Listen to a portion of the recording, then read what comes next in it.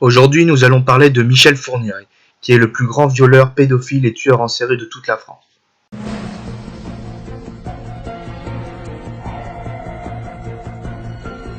Salut à vous, tête de clone, et c'est Docteur Mystère pour une nouvelle vidéo sur un serial killer, épisode 5.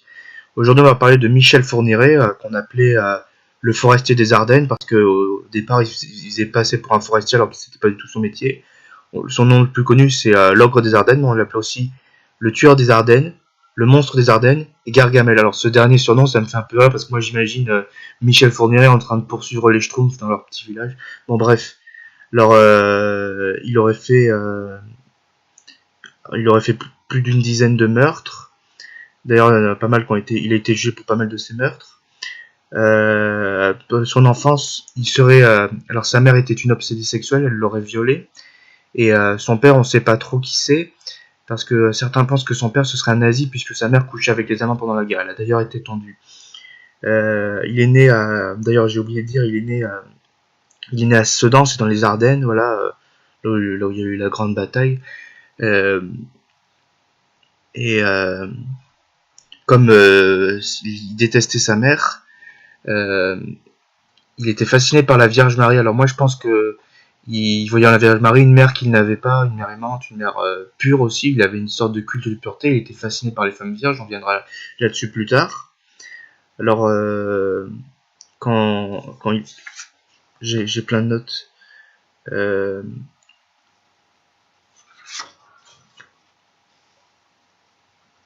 voilà, il est né dans le milieu ouvrier. Il recommande beaucoup les livres tels que Vipère au point de Hervé Bazin, qui raconte l'histoire d'un enfant qui est élevé par une mère qui surnomme Folcoche. C'est un mélange de folle et de cochonne. Voilà, il déteste sa mère et les femmes. Et il aime aussi le livre Poil de carotte parce qu'il s'amuse à torturer des animaux pour exprimer son rejet des autres.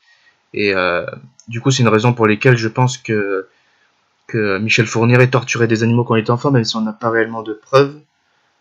D'ailleurs, pour montrer à quel point il était à fond dans son culte de pureté, il avait vu un moment sa sœur ou une de ses sœurs, je sais pas combien ils sont dans sa famille, en train de déféquer dans la sauce, c'est-à-dire faire caca. Et il a cité pendant un de ses, euh, un de ses procès, il a dit quand on est une femme, on ne défecte pas. C'est pas à l'image de la Vierge Marie. C'est pour vous dire à quel point les citations. Sinon, il a dit aussi, je suis pire que du trou. Il a dit les familles des victimes devraient me remercier chaleureusement, car ayant violé leurs fillettes, en les tuant, je leur ai épargné un lourd traumatisme. Voilà, c'est pour montrer à quel point il est horrible. Ce qui fait son horreur, c'est pas tellement un côté gore, parce qu'il est pas très gore dans son modus operandi, dans sa signature. Ce qui ferait vraiment son horreur, c'est sa froideur. Jamais il a exprimé de regret. Euh, alors, au niveau de sa carrière criminelle, il a commencé par violer des femmes. Il cherchait vraiment des femmes vierges, parce qu'en fait, sa première femme, qui était infirmière, il rêvait d'épouser une infirmière, n'était pas vierge. Du coup, il était très frustré. Pour lui, comme il était chrétien, c'était très important, la virginité lors du mariage. Du coup, il s'est mis à violer des jeunes femmes. Alors, pour les violer, il avait un mode opératoire très précis. Euh, il, il avait une fiole d'huile d'olive dans, dans sa main et de l'autre un revolver. Je sais pas si c'est un vrai ou un faux. Et il disait que la fiole d'huile, c'était du vitriol. Le vitriol, c'est un peu une sorte d'acide pour les défigurer. Voilà, il disait qu'il allait les défigurer. Du coup, il les violait. Et alors, il y a deux qu'il a épargné. Une parce qu'il disait qu'il était enceinte, parce qu'elle était enceinte. Euh, du coup, ça l'intéressait pas, ça l'intéressait pas parce qu'il était pas vierge, à moins que ce soit la Vierge Marie, mais bon, il y a très peu de chance. Et une autre parce qu'elle disait qu'elle était vierge, et du coup, voilà, il l'a reconsidéré un peu comme un être humain. Et sinon aussi, lors d'un de ses procès, il n'a pas été condamné pour viol, mais pour agression sexuelle, parce que lorsqu'il l'avait pénétré, il avait un peu détruit une partie de son hymen, mais pas totalement. L'hymen, c'est une membrane qu'il y a, je crois, entre le vagin et l'utérus, et par exemple, quand Jeanne d'Arc, pour vérifier qu'elle était bien vierge, les sœurs, elles regardaient si son hymen était percé ou pas. Voilà, c'était le côté un peu pour vérifier la virginité des gens. C'est un peu, je trouve que aujourd'hui, je suis content que ça se fasse plus, mais il y a encore des gens qui pensent que qu'on peut vérifier que les femmes sont vierges comme ça, comme si c'était des animaux. Mais moi, je trouve ça dégoûtant. Euh, voilà. Alors, je disais, il lisait Il lisait à Hervé Bazin et je sais plus l'auteur de Pâle de Carotte, mais c'est des très bons livres, je les ai lus d'ailleurs, ils sont très bons, même les adaptations en film sont très bonnes. Il citait des tas d'auteurs, des tas d'auteurs français, mais aussi d'autres pays. Il lisait beaucoup et d'ailleurs il jouait aux échecs. Et à un moment il s'est fait arrêter du coup pour viol.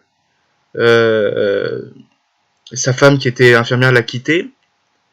Alors je sais pas combien il a eu de femmes, mais à un moment quand il était en prison vraiment pour un viol, il avait rencontré par correspondance épistolaire, c'est-à-dire par lettre, cherchait une femme avec qui discuter. Elle s'appelait Monique Olivier.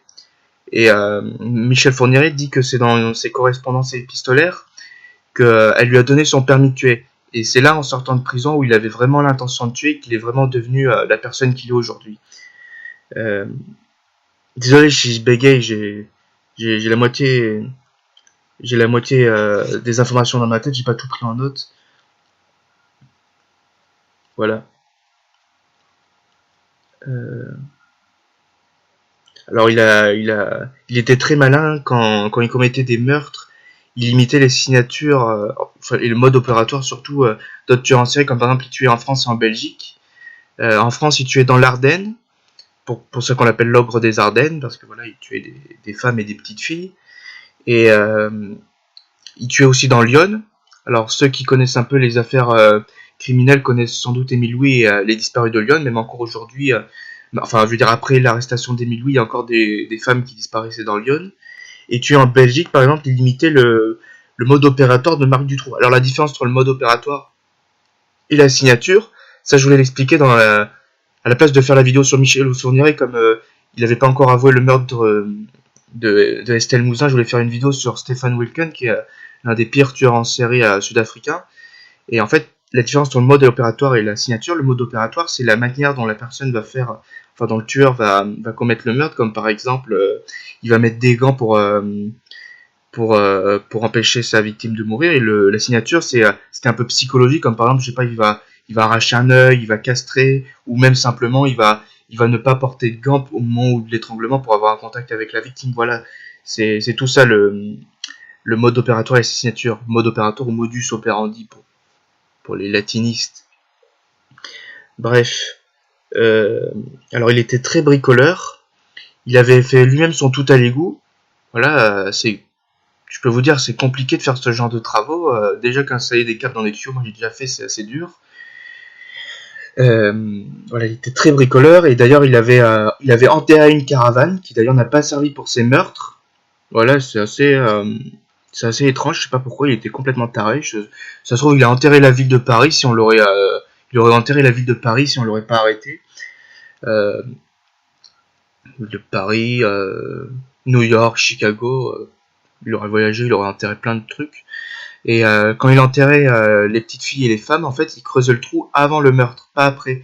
C'est un peu comme Pedro Alonso Lopez, qui était également un tueur en série pédophile, qui lui était exclusivement pédophile. Alors je vais pas m'attarder trop là-dessus, mais il creusait les trous avant de commettre les meurtres. Ça montre que Michel Fourniret était quelqu'un qui avait conscience de ce qu'il faisait. C'est pas quelqu'un qui avait des pulsions incontrôlables. C'est quelqu'un qui savait ce qu'il faisait. C'était un vrai psychopathe. La différence entre le psychopathe et le psychotique, ou schizophrène ou ce que vous voulez, il y a différentes nuances. Le psychopathe, lui, il sait ce qu'il fait, il sait que c'est mal, mais il s'en fout. Et il a conscience de ce qu'il fait. Il n'a pas de surmoi, c'est-à-dire le surmoi, c'est un peu les valeurs morales. Et pardon. Et le psychotique, c'est quelqu'un, ça peut être à un moment donné de sa vie, c'est pas tout le temps. Il n'a plus conscience du bien et du mal, et du coup, il fait quelque chose qui est mal, sans le savoir. Et lui, il n'est pas responsable pénalement, du coup, il peut ne pas être condamné et juste emmener en hôpital psychiatrique ou même rien du tout. Euh, voilà, il était très malin. À un moment, il y avait sa femme qui était enceinte pour montrer à quel point il était immonde de son fils Selim. Selim qui d'ailleurs aujourd'hui n'a plus le même nom et qui habite, je crois, dans le sud de la France. Alors les Ardennes, c'est dans le nord de la France, voilà, c'est dans le nord-est, près de l'Allemagne. D'ailleurs, je suis un peu étonné qu'il n'ait pas tué dans l'Allemagne, puisque c'est quand même un tueur un peu, il a un côté un peu itinérant puisqu'il tuait dans la Belgique. Il y a beaucoup de tueurs itinérants qui sont, enfin, il y a beaucoup de tueurs en France qui sont prêts, qui sont en Alsace-Lorraine et qui tuent à la fois en Allemagne et en France. Mais bon, lui, il était plus proche de la Belgique, c'est vrai que, mais bon, il aurait pu tuer aussi en Allemagne, mais bon, on sait pas trop. Enfin, moi personnellement, je pense que non, puisqu'on n'a aucune preuve. mais il y a d'autres tueurs en série qui tuent dans d'autres pays. D'ailleurs, aux États-Unis, comme il y a plusieurs États, qu'il y a plusieurs polices dans chaque État, il y a beaucoup de tueurs itinérants. Voilà, ça c'est intéressant à noter, comme par exemple celui dont j'ai parlé, Tommy Linsell, qui était vraiment horrible. Euh, D'ailleurs, les informations sur Tommy Linsell, comme j'avais pas retrouvé l'interview, où j'avais trouvé la plupart des informations, j'étais pas sûr, mais la plupart toutes les informations que j'ai dit sur Tommy Linsell étaient vraies. Voilà. Bref, voilà, il était très malin. Et à un moment, il était avec sa femme dans la voiture. Elle était enceinte de Céline Fourniret. Et il y avait une petite fille, enfin une adolescente, qui lui a fait monter dans la voiture. Et du coup, la fille avait confiance parce qu'il y avait une femme enceinte. Voilà, il s'est servi de sa femme. Et d'ailleurs, la mère de la victime, je vous donnerai une vidéo où il y a l'interview de la famille des victimes, enfin de cette victime. Elle déteste plus Monique Olivier que Michel Fourniret parce qu'elle, elle était enceinte, elle était censée porter la vie. C'est voilà. Et bon, bref, je vais pas trop m'attarder là-dessus. Il a d'abord été condamné en Belgique avant d'être condamné par les Français, mais bon, je pense qu'il y aura sûrement un nouveau procès pour Estelle Mouzin, mais ça va durer plusieurs jours. Euh, alors, avant de finir, avant de l'un de ses meurtres, son deuxième meurtre le plus connu après Estelle Mouzin, il a avoué récemment, genre dans la semaine, il a dit c'est moi qui l'ai tué, mais vous retrouverez jamais le corps. Et même avant, il avait dit, avant qu'il ait avoué, quelques années avant, il a dit il y a une affaire à creuser. Parce que récemment, j'ai fait une vidéo là-dessus, il y a Monique Olivier qui avait dit à ses complices, enfin ses camarades de cellule qu'il avait tué Estelle Mouzin. Elle avait 9 ans, je vous rappelle, à l'époque. Euh, bon, je m'en mêle un peu les pinceaux, c'est un peu compliqué comme affaire. Euh, il disait aussi qu'il voulait rencontrer Éric Mouzin, le père d'Estelle Mouzin, qui a fondé d'ailleurs une association pour la retrouver. Et vraiment parce que les tueurs en série, ça leur fait plaisir de se moquer de la souffrance des familles des victimes et des proches, amis, familles, ça les amuse beaucoup. Voilà, pour montrer à quel point c'est une ordure. Et Ted Bundy, par exemple, son procès, il faisait beaucoup de provocations. Mais voilà, c'est à quel point il est horrible. Et Estelle Mouzin, à un moment, on a cru que c'était Nandal Lelandais qui l'avait tué. C'est l'un des principaux suspects. Et à un moment, il y a le père Eric qui pensait l'avoir trouvé sur un site de pornographie, je crois polonais. Mais voilà, à partir de 48 heures d'une disparition d'enfance, il y a beaucoup de chances que la personne soit morte. Bref, après on n'a toujours pas retrouvé le corps, peut-être qu'elle est vivante, mais bon, il y a très peu de chances. Voilà, voilà, il a été condamné. C'est vraiment un gros tolard ce type. Et avant de finir, son deuxième meurtre le plus connu après Estelle Mouzin, c'est Farida Hanouch. Farida Hanouch, lui, il n'a pas violé. Et, en fait, elle était complice avec lui pour voler le gang, des Postiches, qui était un gang, on l'appelait les Postiches parce qu'ils se déguisaient beaucoup. Voilà, Postiche, c'est artificiel un peu. Comme par exemple des cheveux Postiches, c'est une perruque de cheveux artificiels. Euh, ce gang est un peu montré comme des héros, comme des Robins des Bois un peu, mais bon, si vous voulez, on fera une vidéo sur le gang des Postiches à part entière, mais c'est un sujet assez vaste. Bref, et il a tué sa complice pour pouvoir avoir l'argent pour lui tout seul. Voilà, ça montre qu'il est capable, il est pas juste intéressé par le sexe, il est intéressé par exemple par l'argent. Et d'ailleurs, pour montrer à quel point il était froid, il disait qu'il partait à la chasse, et les petites filles et les jeunes femmes, il les appelait MSP, c'est-à-dire membrane sur pattes, pour dire que tout ce qui leur intéressait, c'était juste leur partie génitale. Voilà, la personne elle-même, ils s'en foutaient. Et aussi, j'ai oublié de dire, mais il y a eu un pacte quand il était en prison pour la première fois et que Monique Olivier communiquait avec lui par, euh, par, euh, par relation épistolaire. Alors je bégayais beaucoup moins qu'avec Ed Kemper, mais quand même je bégayais un peu, faut vraiment que je m'entraîne. J'ai vraiment du mal, je pourrais pas faire de livre audio. Elle lui a proposé de tuer, je crois, 4 hommes. Il y en avait un qui lui a obligé à faire une fellation et un autre qui l'avait volé sa virginité. Mais il a tué aucun de ces hommes, il a juste brûlé l'atelier d'un d'entre eux, mais il a tué aucun d'entre eux, il n'a pas tenu sa part de la promesse. alors que Monique Olivier lui a promis de lui apporter 11 vierges, et lui, il en a tué plus de 11. Je sais pas combien il en a tué exactement. Bref, il a été condamné à la prison à perpétuité, lui aussi, et lui, contrairement à Monique Olivier, il a aucune possibilité de remise de peine, et ce que j'ai vu récemment, sauf s'il a vraiment des gros problèmes de santé, mais bon, lui, il ira en hôpital, mais même s'il a des gros problèmes de santé, s'il est jugé, attendez, j'ai risque grave de renouvellement de l'infraction, c'est-à-dire récidive d'un crime, que ce soit vol, meurtre, viol, bah, il sera resté en prison même s'il a des gros problèmes de santé. Bon bref, c'était un gros épisode pour aujourd'hui, j'espère que ça vous aura plu.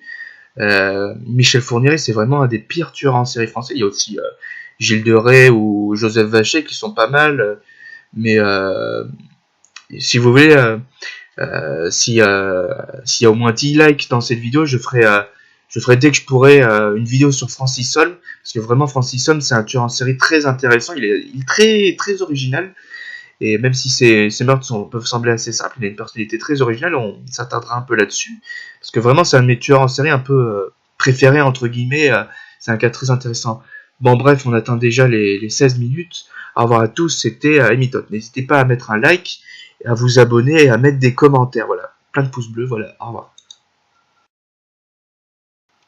Ah oui, j'ai oublié de vous dire un détail, quand il était avec sa femme, alors des fois il avait des relations sexuelles normales, mais des fois il lui demandait de faire la petite fille qui se faisait enlever, et des fois il lui demandait de faire le mort. C'est donc un nécrophile, voilà, il aimait les morts, voilà. Ah oui, en fait, j'ai oublié de vous dire, aux éditions Glénat, au mois de mars 2020, il va y avoir une BD qui sort sur Michel Fourniret, c'est une série de 30 BD sur les serial killers qui ont été dessinés par un Français. Je vous conseille vraiment de la lire parce que ça montre vraiment ce qui se passe dans sa tête, ça a l'air très intéressant. Voilà, je vous mets le lien dans la description. Au revoir à tous, c'était Docteur Mystère.